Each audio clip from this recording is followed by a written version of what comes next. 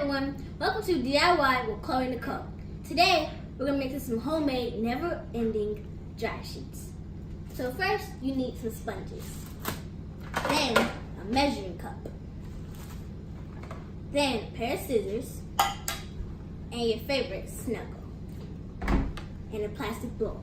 So first we're going to need 2 cups of water.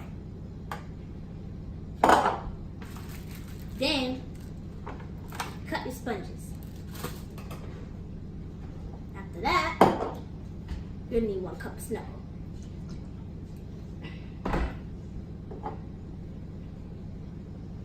So, mix up with your hands, or whatever, and let it sit for an hour or so. Then, when your washer gets done, you put your sponges in the dryer. So then when your dryer gets done, you remove the sponge from your dryer and put it with the solution. So, and then you just use it over and over again. So thank you guys for watching, and yeah, that's how you make it. Stay tuned.